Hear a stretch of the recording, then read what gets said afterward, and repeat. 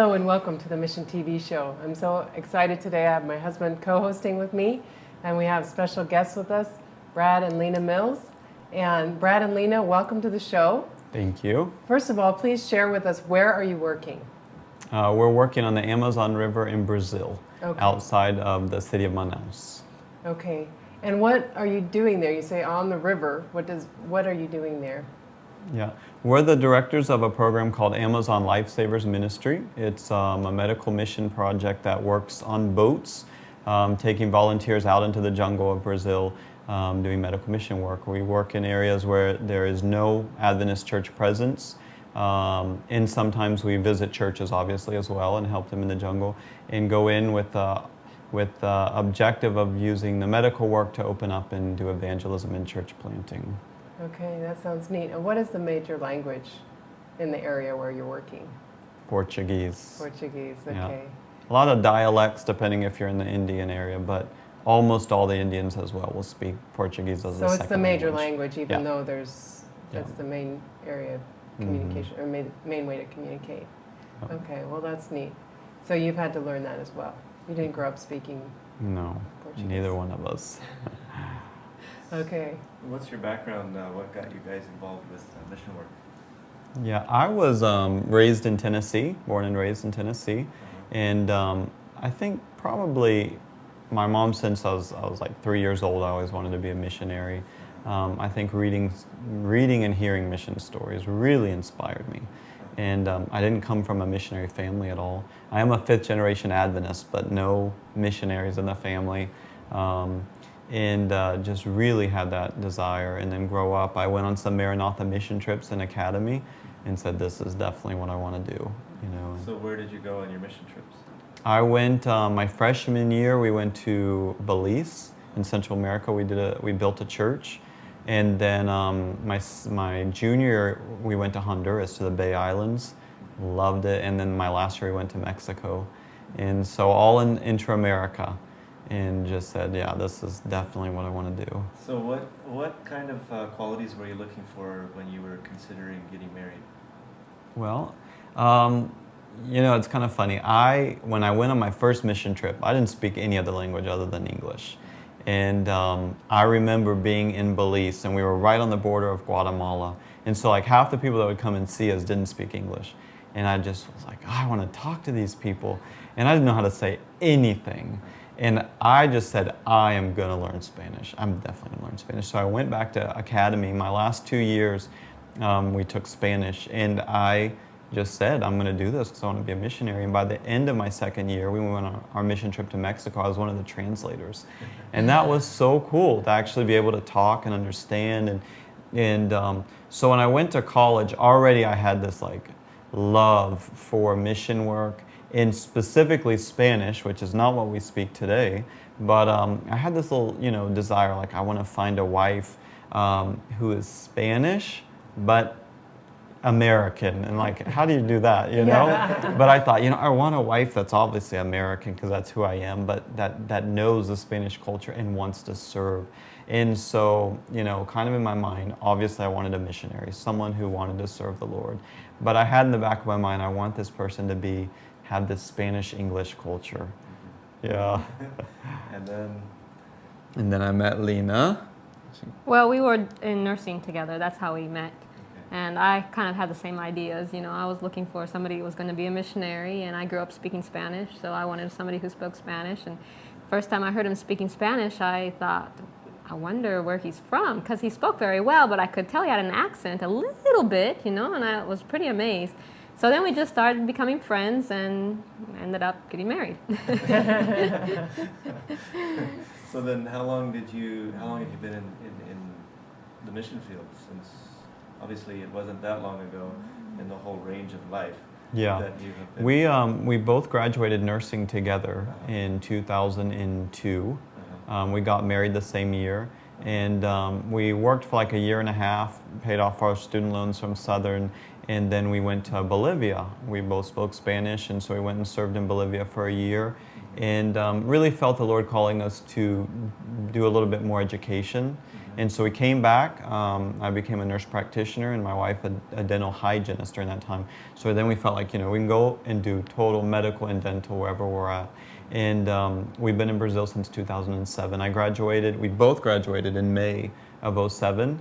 And then by November, we moved to Brazil. So you're coming up on 5 years. Yeah. It'll be So 5 how years. have you seen the Lord lead since to get there, and then what's happened since you've been there? We could tell hours of stories of what the Lord did to get us there, making it clear. Because we had, when you really think about, like, I want to be a missionary, and you see, like, these mission stories, and you see, there's, like, the whole world. Where do you go? How do you start? And I think that's an important thing people to think about in prayer. I think the Lord obviously has a place where He wants every person. And He prepares people for that place. And so we had actually, like, made a little group of friends, and we had decided we were going to be missionaries together, and so we were praying together. The problem was, one person wanted to go to China, one person wanted to go to Papua New Guinea, one person wanted to go to Brazil, we wanted to go to Brazil, and we all had our different, like, oh no, we're going to go here, we're going to go here. And so I said, you know what, we're just going to have to pray. And so we did, and we asked the Lord, show us where to go. And we started getting calls like, hey, you could come here or here or here. And we're like, man, there's so many places. And we asked the Lord for some clear signs. And the Lord just showed us unmistakably. First through Scripture, just helping us to realize, like, we had our list of why we couldn't go places. And the Lord said, through the story of Gideon, which I think He speaks to so many people, it's really not about, who you are. It's a willingness. And even if it's 300 people to fight a battle, willingness, and I'll take you. And so I think once we got to that point of total willingness and saying, like, we're so scared, we're prepared professionally, but, like, who are we really to go to the mission field? But Lord, we'll do. Wherever you want us, we'll go. And then the Lord started giving us that conviction. We actually were praying about going to Brazil. Both of us, though we spoke Spanish, both of us felt this desire inside to go to Brazil. We had gone through Brazil, through the Amazon when we lived in Bolivia and visited. And since that day, both of us felt like, man, what an incredible place it would be to serve in the Amazon. But you go, is that our own desire? Is that God giving us that desire? So we prayed and we said, Lord, we're willing. We want to go to Brazil, but really we don't speak Portuguese. We don't know anything about the country. We've never lived in Brazil. We don't even have contacts there. So, it kind of became it's a fun idea. But in about that time, we said, Lord, show us. And we actually got a call from a guy in California. We were living in Tennessee, and he said, I heard you're wanting to go to Brazil. Tell me about it. What are you wanting to do? Well, we want to start this, restart this boat program that was running for so many years. Well, what do you know about it? Oh, not much. Well, what do you know about boats? Well, like, Even less. Boats, boats float, Yeah. but you don't say that. You're like, I really wasn't born on a boat or raised on a boat. And he's like, oh, boats are easy. You can learn about that. Well, I have a boat. And he went on to tell us, like, I have this boat, and I've been praying about it, and I want it to be used in the Lord's service. And he told us about this boat, and he ended up, by the end of the conversation, saying, do you want this boat? And I thought, well, he doesn't realize that we're going to go as self-supporting missionaries, like, we don't even have money. And I thought, well, yeah, it sounds nice, but I said, we don't have the money for that. The boat was like over $100,000. Wow. And he said, I didn't ask if you want to buy it. I would like to donate this. Do you want the boat? And so we had just prayed and asked the Lord, is it really Brazil you want us to go? And suddenly the Lord says, here's a boat. And we felt like the Lord totally said, this is what I want you to do. Wow. And that was the first thing. And then God opened up so many doors, getting us there, getting us in contact with the church administration, making the contacts with church leadership, with people there. And when we actually moved to Brazil in November of 2007, we saw right away God had prepared. God had called us from Tennessee, but He had called local Brazilians from all over that had moved to Manaus and that had felt the same call, like, we want to help the church restart this program. And so we came, we didn't even know about these people. And we came and the church put us in contact, and we immediately saw, hey, God's calling this person to do the same thing in me. And we formed a board, and we started a nonprofit organization. And so God just really did so many amazing things to get us there. Yeah. Praise the Lord. Well, I know we have some pictures to show. Did you want to share a picture? Yeah, we just thought of sharing a little bit about what we do. This was actually the third boat. I told you we got our first boat in 2007, actually was donated. It took us almost 2 years. We actually got that boat into the country in 2009. Wow. So, we had to learn. We had to get the nonprofit organization running to be able to do import and learn how to do that. This is our third boat. And now in 2012, we actually have 5 boats working. And so basically what we do, this was one of our biggest boats. We run a program based in Brazil that has a website. We open up and we receive volunteers. It's totally volunteers. We get doctors, dentists, nurses, physical therapists, nutritionists, and Bible workers, teachers, and we just say, hey, we're going out, and we coordinate to go into villages, and we get healthcare providers, we get professionals, we get Bible workers, we get anybody that wants to volunteer. People say, do I have to be a doctor to be a healthcare, to be a medical missionary? No, we need boat drivers, we need cooks, we need people that work with the kids. I mean, there's a lot. You need a mechanic. Like, we have 5 boats, you know? One of our biggest needs is a mechanic, and people are like, oh, I'm a mechanic, I couldn't serve the Lord. We need mechanics, that say, I want to serve the Lord with my talents. So are these mostly Brazilian people that you're almost enabling? All of our volunteers are Brazilian. Okay. Yeah. We do get Americans from time to time. We had a group from Romania. We have one full-time American that's working with us, and he helps out with like general maintenance and grounds. We have a Colombian family, but other than that, everybody is Brazilian. Okay. So we get groups. This is the Black River. It's called the Rio Negro. And we take groups out into the jungle. We've been doing that now. Basically, we go out into the village. We show up. You can't really tell somebody you're coming because there's no telephone. There's no way to say, hey, we're going to come. There's no email. There's we no show texting. Up. That's right. We just show up. And so the first time you go to a village, they don't know who you are. And we show up and we say, this is who we are. We're Seventh-day Adventist volunteers. And imagine you go to a place that's not seen a doctor, a dentist, or a nurse, maybe 3, maybe 5 years, you'll never be turned away. Wow. And so we'll go to villages that are 100% Catholic, 100% Assembly of God, or don't have a church at all. And even you say, I'm a Seventh-day Adventist volunteer. We feel like Jesus has called us to serve our brethren, and you're our brethren. Do you need medical help? And they say, yes. And we say, do you have a place we can see patients? And they say, do you mind sitting in the church? No. So we've done medical work sitting in a little Catholic church with the little statues looking down at us, the saints, and we gotta, and we immediately start with a little health talk with them, who we are, and from the Bible. We start from the Bible right away. Jesus healed, and this is what we want to do, helping. And then we pray with the patients. And within one day, you've made friends with these people, and they say, come back. We'll give you land. If you want to build here, if you want to help, if you want to have a church, you just come. I mean, they need health care. Wow. And to see people that are come out and that are like, they're just going to give of themselves to come, they don't understand that, but they say come. Wow. And so we've been able to see evangelism happen in so many villages. So do you see a lot of people coming to fill those positions, fill those opportunities? Oh, we need so many volunteers. We do. I guess the biggest interest is short term. So many people are willing to come and spend a week or 2 weeks, and that helps. But to really impact a life and make that change, you need a permanent person in those villages. How have you seen that impact the lives of those that come? Oh, definitely. Yeah, I think we go as missionaries and we think like, oh, I'm going to help these people. I have a lot to offer. That's right. And we end up being the person changed so often. And that's exciting. That's what really makes us want to move forward with having like groups and short-term missions. Is like, oh, people say like, is it worth all the money for me to fly from the U.S. all the way to this? Can I just donate that money? People say that. Wouldn't you rather us just donate the money? Well, yeah, we like the money, but you're going to go home a different person. You are. Just to see. And it's like you go and you see what an impact you make on somebody's life. And that person also says, hey, this church is a worldwide church. These people care about me to come from another country or from another state to come and work for me. Definitely worthwhile. Makes a big difference. Yeah.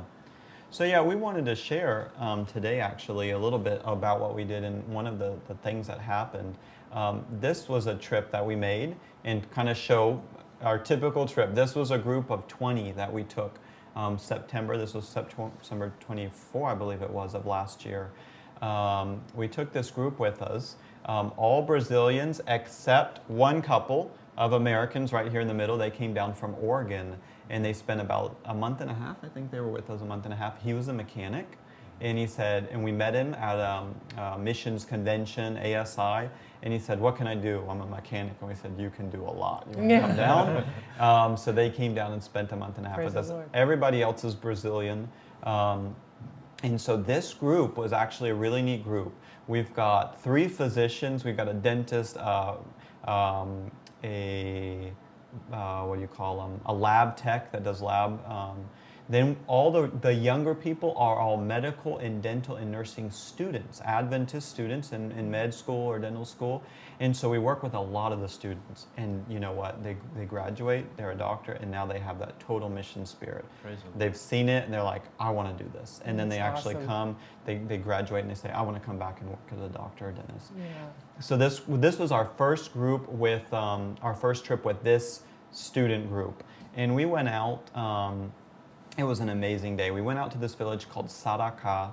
And this village actually had been, there's no Adventist. 10 years before the church had gone to this village and did some medical work. The village was totally open, and the church had, unfortunately, just so many places to go, had not come back in 10 years. Wow. So we spent the day there. You can see this is just when we first started. We opened up and actually did a little worship. This was Sabbath morning. We showed up on a Sabbath. And we said, do you mind if we do a little worship with you guys first? They're like, sure, you know, Saturday worship, you know. But we did, they came. This was just the very beginning of it. The kids came and some of them came. Later, the village, the whole village came. And we did a little worship with them. We talked basically, you know, why we're here, what Jesus did, and Jesus' love for them. And then we gave each of them a book. We always share like a sharing book with them. And then we set up and did medical and dental clinics. Here you see, basically like everybody sets up in the different areas.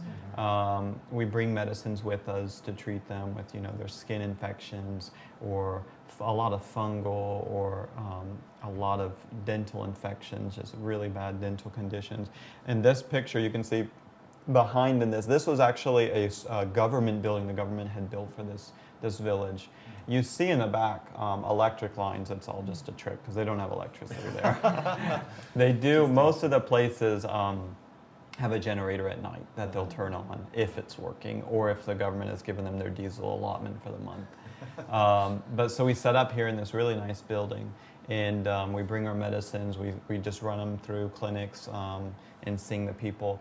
On this day, I just show you a picture of our boat. Just share a little bit of what happened that night. That night we had our group of 20, like I said, and we spent all day. In the evening it was probably like 8:30 before we finished, and we were just exhausted.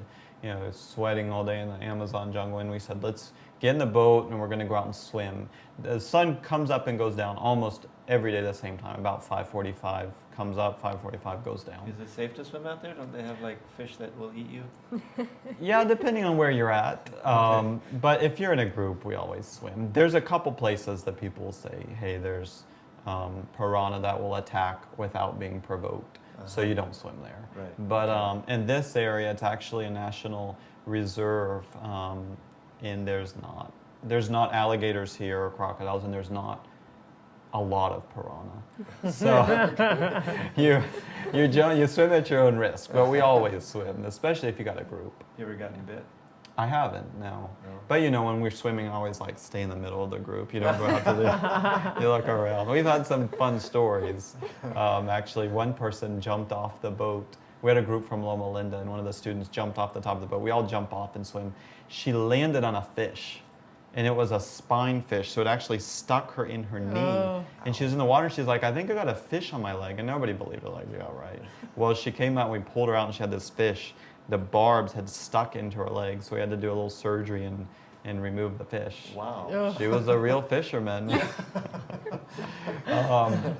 Yeah, so we went swimming that evening. It was dark, but we pulled out. We went about maybe 500, 600 feet offshore, because as the boat sits there, the water's stale and stagnant. So we went offshore and anchored out and swam. And that evening we were planning to go back to Manaus. So it was about a 7-hour boat ride. We were going to leave about midnight. Unfortunately, that we hit a storm that night. It was a storm that it came through the city. It went through 3 cities before it came to us, and it actually ripped off roofs. I don't remember how fast the wind was, but they said the winds were so fast it actually ripped roofs off of all the cities, of the houses downtown. Wow. When it hit us, it was a storm you couldn't see coming. There wasn't rain, there wasn't clouds, it was just wind. And our captain, who was in this front room, he woke up as the wind hit. We were anchored. Our engine wasn't even turned on yet. He was actually awake getting the boat ready to leave.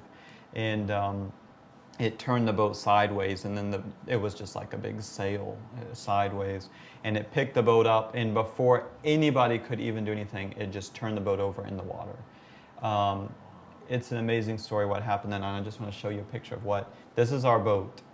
And then this is what we were left with. And this was with 20 people on the boat.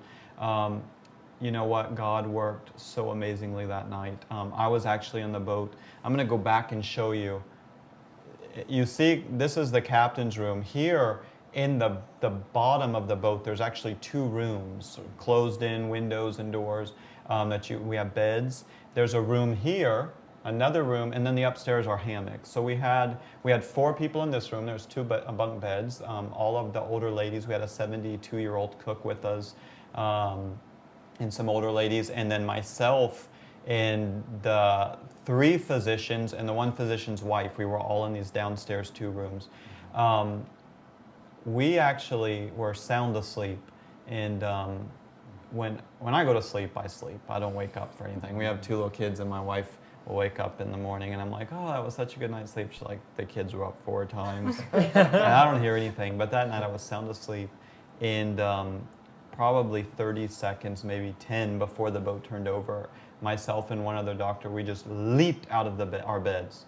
We didn't know why we woke up. There was no warning. There was no noise. We just leaped out of our beds. We looked at each other. We didn't speak. He opened the door, and we took off running out of the room. And so you can see here, we were in this room.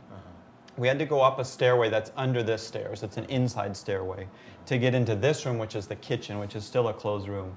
We ran as fast as we could. I didn't know why. I didn't I didn't even stop. Why am I running out of our room? We were just running out of the room. And the 3rd doctor that was sleeping in there, he opened his eyes to see us running out. He heard us jump, and he's like, there must be a medical emergency. If the 2 of them are running out of the room, I'm going to run and help.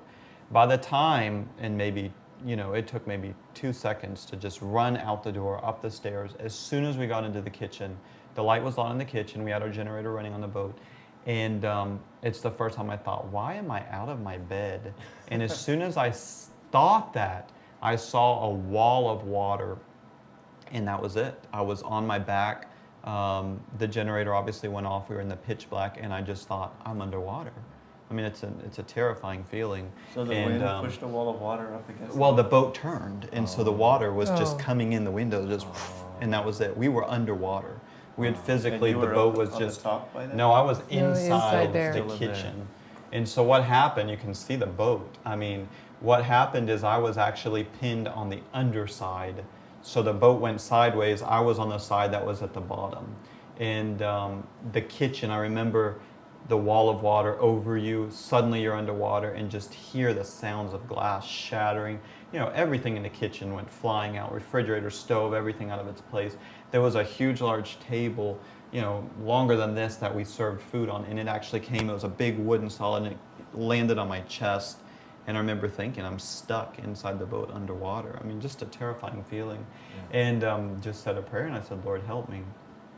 And the next thing I remember, I didn't lose consciousness, but I just don't remember. The next thing I remember, I was sitting on this wall, just outside of the kitchen, sitting on the side. Somebody pull you out? Nobody knows how I got out. We remember how everybody else got out. Nobody remembers how I got out. I was just sitting there, and I was crying, and I realized, I was like, our boat went over, and then I realized there's so many people, and so I just started screaming names, you know, Dona Francisco, are you here, are you here? And she, you know, our old cook, that she doesn't know how to swim. She's 72 years old and she doesn't know how to swim, and I just thought, where's she at? And I screamed her name, and she said, I'm here, help. And she was still in her room. The Lord was so gracious when the boat turned. The door to her room was up. So they were in a room filled with water, and she was trying to hold onto the door to get out. So we were able to pull her out and pull some of the other ladies out. We just went calling people, calling names. Paula, where are you? Satur, and screaming. Everybody's screaming, and everybody was just helping pull. You know, just to summarize what happened, when we went back, when we actually were able to get the boat out a couple days later, the door to our room was completely jammed shut. When the boat turned, the wood floor came loose, and so had we not left, the exact second we left, all three of us would have been stuck in that room. There was no other way out. And the doctor and his wife that were in the other room in the front, they didn't wake up until the boat actually turned over. You know, there's a lot of questions, why, you know, and what happened. They didn't wake up and until the boat turned and they were underwater, and they both woke up and said the boat's underwater, and they tried to run, and there was a hallway from their room, and they both lost consciousness before they were able to get out. And so here we were in the boat, you know, pulling each other out, and one of our medical students said he heard a voice say in his ear, go to the front window. And that's where the doctor and his wife were. And so he swam around in the water to the front, and the window was open. And he looked in, and you couldn't see anything. It was pitch black in the middle of the night. He couldn't see anything, and he just stuck his hand in blindly and he felt an arm under the water, and he screamed, help, help, somebody's in here. So him and another medical student pulled, and they were able to get the doctor out. He was already unconscious. They passed him. He wasn't breathing. His heart had stopped. And we were able to pull him up and lay him actually on this little piece of wood right in the middle. And we did CPR on him. I mean, just the terror of being in the middle of the river, the boat's sinking. And we were able to do CPR, and he came back. Mm-hmm. Unfortunately, we never found his wife until the next day. She had gotten pinned on the very bottom inside of the boat. And so we did lose one person out of 20. And it wasn't easy. You know, we got to the shore. As our boat sank, the village people heard us crying for help. The very people we had just helped that day. The very people we had just shared, who is this Jesus, that the reason we're here. They woke up in the night and heard these screams for help, and they came down in a boat they had, and they pulled us all out of the water. They put us on their boat. They took us to the shore. They cried, and just to see them. You know, everybody was sleeping. Everybody lost their clothes. We lost everything. So here we were, like some people in their, you know, two guys in their underwear, some of us in our shorts. Like, you know, you don't have anything. You lost everything. Right. And these village people that don't have anything, they like all ran up to their houses. They came down with clothes. Like, you know, afterwards we laughed about like guys in these little pink shirts and like they just brought what they had. And they put a little fire there to have light, and they're like, can we get you anything to eat? And they sat there with us. It was like 1:30 in the morning until sunlight. They just sat there with us. And in the morning, they themselves that are good swimmers and dive always after fish, they dove into the boat and were able to find Daphne, the one girl that we couldn't find, and they found her body and pulled her out. And I remember thinking, I mean, just, you know, you don't even know how to process it when it's all happening. We're there together. And they brought her body to shore, and here we were, the rest of us, there on shore waiting to be rescued. We had been able to call for help. We had a satellite phone we were able to call, and the Coast Guards were coming. They were sending boat, but it takes several hours to get anything there. And so we formed this circle around Daphne. Here she is dead with us. You know, we're going to do a mission work, and we just lost our volunteer. And we formed this circle around her, and we with the village people, and we took their hands and we said, you know what, this is a price we have to pay sometimes. We don't understand why, but the Bible teaches us this hope. And so then we talked about the second coming, and then we sang in Portuguese, we have this hope. And as we sang, I looked around, and here our group was. All of us just went through what was the most traumatic event of our lives, and we were all singing, and I looked around and all the village people were just weeping, and they couldn't understand, you know, why we would be doing this. And I share, you know, the better part of it. Here's another picture of the boat, and it just looked like a hurricane came through. We actually came through. We went back to Manaus. We had a worship with the group. You know, about a week later, we got the group together. The local conference got together with us. And just a grieving time. You know, you've lost a volunteer, and we said, let's go back. And we went back 3 weeks later.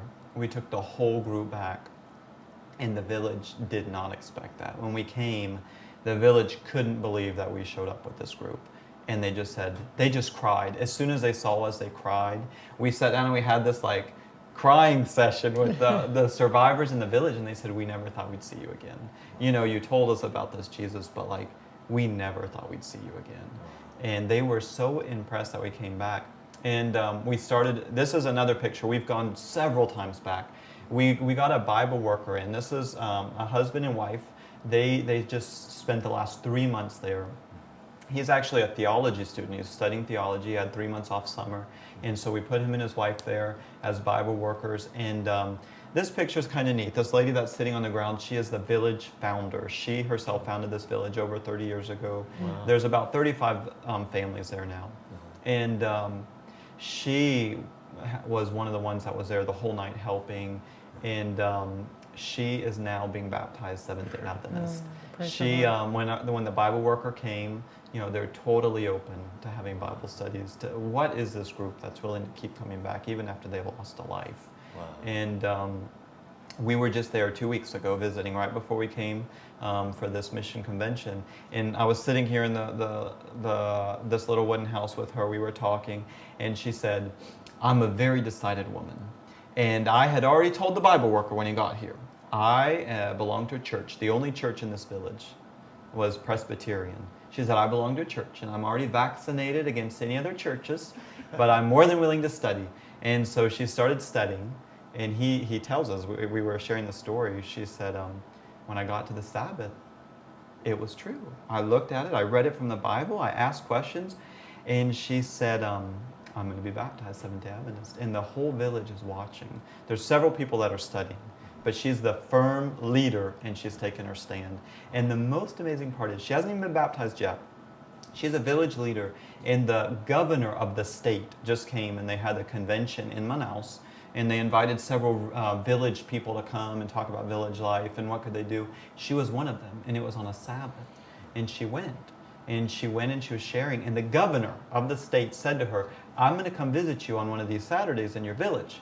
And she said, well, you can come, but don't come to my house on Sabbath. And he looked at her and he said, why? And she said, I go to the church that keeps the seventh day holy.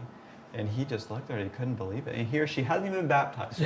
She's already witnessing to the governor of the state of her new religion that she's found. And it's just so exciting, so exciting. You know, we look back and we don't understand why everything happened, you know, and we have a physician that's lost his wife, a huge sacrifice to make. And one of the most exciting things, he is so involved even still. He lost his wife. He is still obviously mourning. It's been about 6 months, but he has gone on every trip since then. He says, my wife gave her life for this, and I want to keep the work on. And it's just so exciting, you know. It's a small price to pay in comparison to what Jesus gave us, yet it's still a huge price to pay. And it's so exciting to actually see a life given and lives being touched. It's like a seed planted. Yeah. Very deeply. Wow. Praise the Lord. That's amazing. So in the last picture was the husband, was he in that picture? Yeah, he was. No, let me go back to the group picture if I can go. Yeah. Actually, here is him, Anibu and his wife Daphne. She's the one that we lost. Yeah. He was a physician. She was actually finishing psychology at the Adventist University. It was their first trip with us. Oh. And she enjoyed it so much. And just to see them, the two of them there, she worked with the kids. She was helping with the kids. And actually during that day we had talked about, they had accepted to be coordinators and help plan some of the trips. Wow. But one of the comforting things, and we don't understand everything, but one of the things that really just impacted us so much, he told us after the fact that very day she had said how much joy she felt in serving the Lord. Like this is so awesome. And they started talking about the end of time. We had actually had a Bible study that day with our group about the times we live in and how it's coming to the end of time.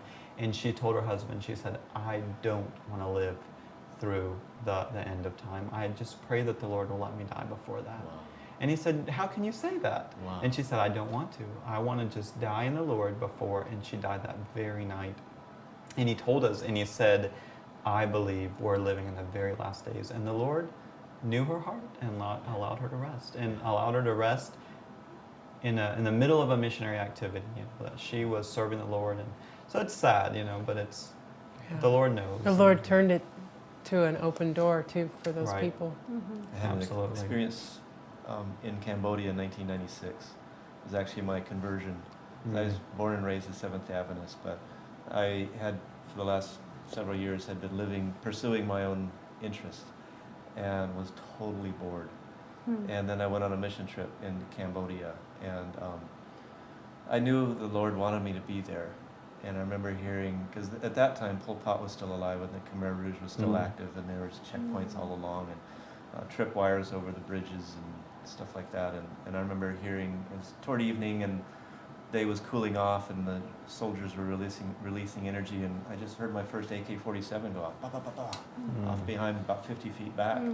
And I remember thinking, what would it be like if those bullets hit me in the back? Because I was facing away, and I thought, it'd be okay.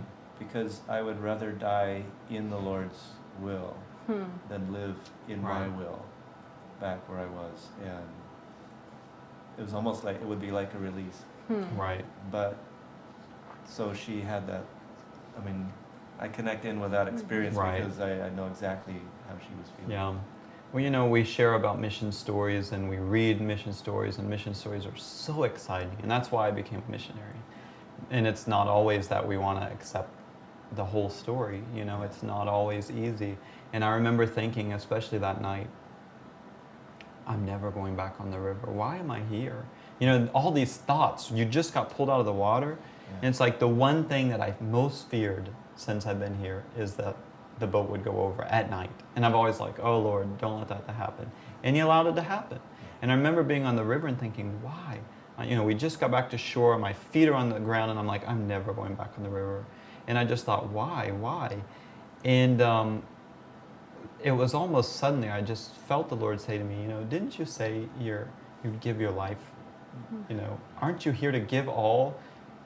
And I didn't ask for your life. I gave your life back, And I just felt like, what? God has done so much for us. Jesus gave his life. We don't even understand what that means. I mean, we come from the U.S. and go to another third world, and we think we're sacrificing so much. It's nothing for Jesus, who came from heaven and gave up eternity with the Father to come and live and be crucified for us. And I just felt like we give nothing. We don't sacrifice anything, really, And very soon the reward is going to come. That's right. And That's so right. it's like, what do we have to lose? That's right. And so even, in mission stories, I'd say even in the hard times, we can see really God's love for us and just the excitement of living for the Lord. If it means you lose your life, I said to the Lord after that day, Lord, I've told you before, I'm willing to give everything. So why am I going to leave now if I'm like, oh, I'm willing to give everything? You want my life? I'm out of here. And I just said, no, you know what? I'll keep going. God gave me my life for longer. I'm going to serve him. And if he chooses to take my life one day, I trust him, and it's just so rewarding. He's a pretty dependable guy to give your life to. Absolutely. That's pretty much a complete package. Yeah. Wow, that's fantastic. Thank you so much for your story. Yes, And, thank you for sharing with us today. How can people become volunteers with your project? Yeah, we have a website, AmazonLifesavers.org, and you can visit it. You can read stories. You can actually see pictures. We've got the whole story of the boat. We've got, we try to keep it up monthly, maybe, with stories, mission stories, and there's a page right there you can click on and be a volunteer. short term or long term. We do get groups. And just come down. You can volunteer and you can pray for us. You know what? We love, and I tell you, after that happened, we got so many emails of people that say, we are praying. And actually, a couple, I think 3 different people told us that they woke up during that night and prayed for us. And it's so amazing. You know, the power of prayer is so awesome. Really encouraging. So AmazonLifesavers.org. Great. All right.